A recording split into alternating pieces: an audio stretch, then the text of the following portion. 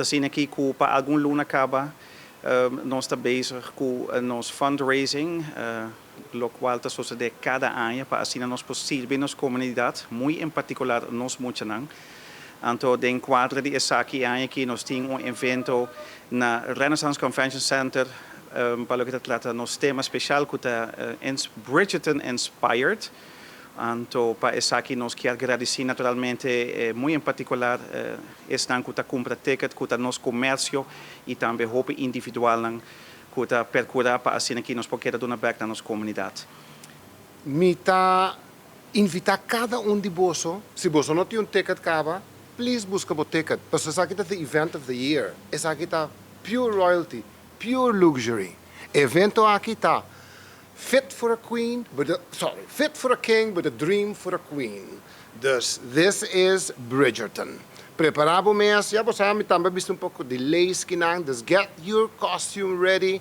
Ja, você aruba tá gusto costume party. So this is it. Pero maneira acaba de papel com meu colega nang kinang. This is actually luxury. Tudo é vendors nang ko do meia aqui tem luxury products. Tu custa very high end. Dus mas pensa claramente a decoração também está by hand in hand que sei. Dus pensa que também tem hopi lace, nós tem hopi pastel colors, também tem vintage sofas. Mas bisa Jane Warremes também tem pillows ang ko bisa royalty only. Ba compra o ticket, you're practically royalty. Dus nós espera boso na evento aqui de Bridgerton.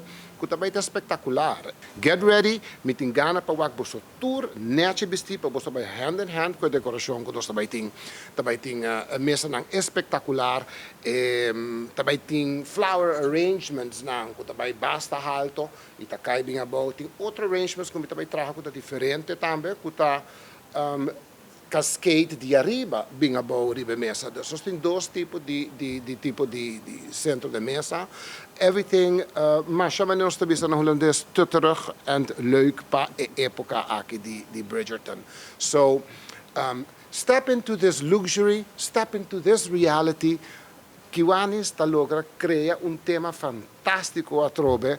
Dus nós esperamos de cada de bolso e não tem boteca ainda. Please cumprir para virar parte de evento, claramente charity espetacular. Assim aqui com para o que trata entertainment, nós temos Buleria and Fusion e também Tsunami, acompanhado para DJ Metropolis. E corda passa enjoyable mês, bem desfrutar, bem bailar Bridgerton Style, dia 5 de outubro 2024 na Renaissance Convention Center. Tem premiação para Best Dressed e também vários door prizes para solamente 450 florins para couple, para bem desfrutar a festa de ano 2024 de Kiwanis Club of Aruba.